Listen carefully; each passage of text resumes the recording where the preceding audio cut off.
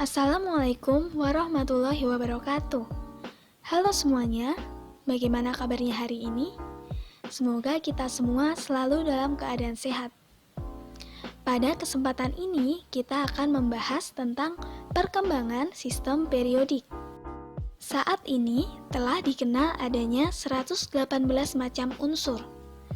Unsur-unsur ini disusun dalam sebuah sistem periodik. Sistem periodik yang saat ini kita gunakan adalah sistem periodik modern. Nah, sistem periodik modern ini merupakan hasil dari perkembangan sistem periodik dari ilmuwan-ilmuwan sebelumnya. Jadi, bagaimana perkembangan sistem periodik unsur hingga ditemukannya sistem periodik unsur yang kita gunakan saat ini? Mari kita pelajari bersama-sama. Perkembangan tabel periodik unsur dimulai dari tahun 1789 oleh Antoine Lavoisier. Lavoisier berhasil mengelompokkan 33 unsur berdasarkan sifat kimianya. Terdapat 4 kelompok unsur, yaitu unsur gas, non-logam, logam, dan tanah. Pengelompokan unsur yang dilakukan oleh Lavoisier ini masih sangat umum. Akan tetapi, pengelompokan ini bisa dijadikan referensi oleh ilmuwan-ilmuwan setelahnya. Selanjutnya, pada tahun 1829, Wolfgang Dobreiner mempelajari sifat-sifat beberapa unsur yang sudah dikenal saat itu. Dari unsur-unsur tersebut, didapatkan suatu pola tertentu yang kemudian dikenal sebagai triad Dobreiner.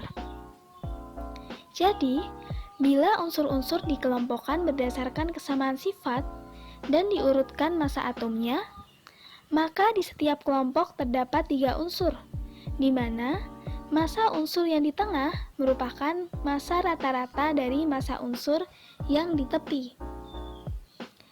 3 unsur yang sifatnya mirip ini disebut dengan triad. Contohnya, massa atom dari natrium akan mendekati rata-rata massa atom dari litium dan kalium, yaitu 23. Pengelompokan unsur yang dilakukan oleh Dobreiner ini mempunyai kelemahan, yaitu terdapat unsur yang tidak termasuk dalam triad, tetapi memiliki sifat yang mirip dengan unsur dalam triad tersebut. Selain itu, hanya terdapat 5 triad yang teridentifikasi.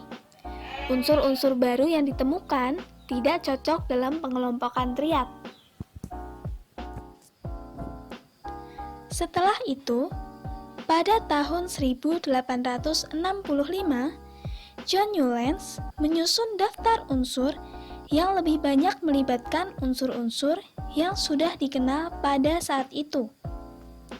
Susunan Newlands tersebut menunjukkan bahwa jika unsur-unsur disusun berdasarkan kenaikan massa atom, maka sifat unsur tersebut akan berulang setelah unsur ke-8. Kecenderungan ini disebut sebagai hukum oktav. Jadi, unsur pertama akan memiliki sifat yang mirip dengan unsur ke-8. Unsur kedua akan memiliki sifat yang mirip dengan unsur ke-9, dan seterusnya.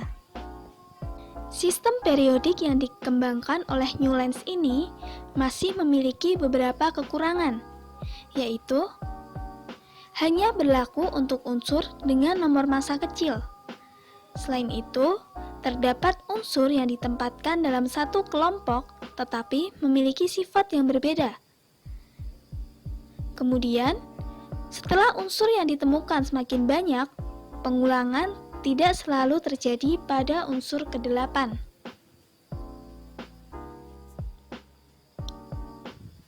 Pada tahun 1868,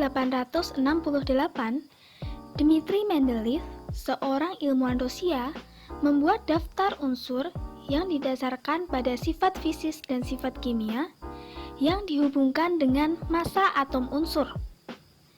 Sistem periodik Mendeleev ini disusun berdasarkan kenaikan massa atom dan kemiripan sifat. Dari susunan ini didapatkan hukum periodik, di mana sifat unsur merupakan fungsi periodik dari massa atom. Artinya, bila unsur-unsur disusun berdasarkan kenaikan massa atomnya, maka sifat unsur akan berulang secara periodik. Mendeleev menyusun tabel dari unsur-unsur yang disusun oleh Newlands dengan beberapa perbaikan. Mendeleev juga menyediakan beberapa tempat untuk unsur yang diramalkan dan diyakini akan ditemukan. Walaupun sistem periodik Mendeleev ini sudah cukup baik, tetapi ternyata masih terdapat beberapa kekurangan, antara lain panjang periode tidak sama. Selain itu, terdapat urutan unsur yang terbalik jika ditinjau dari massa atom relatifnya. Kemudian, pada sekitar tahun 1914, Moseley berhasil menemukan kesalahan pada sistem periodik yang dibuat Mendeleev, yaitu terdapat unsur yang terbalik letaknya. Setelah mempelajari lebih lanjut, Moseley menemukan bahwa keperiodikan sifat tidak didasarkan pada massa atom, tetapi didasarkan pada nomor atom atau muatan inti. Susunan periodik yang disusun oleh Moseley akhirnya berkembang lebih baik, hingga didapatkan bentuk seperti sekarang dengan mengikuti hukum periodik, bahwa sifat merupakan fungsi periodik dari nomor atom.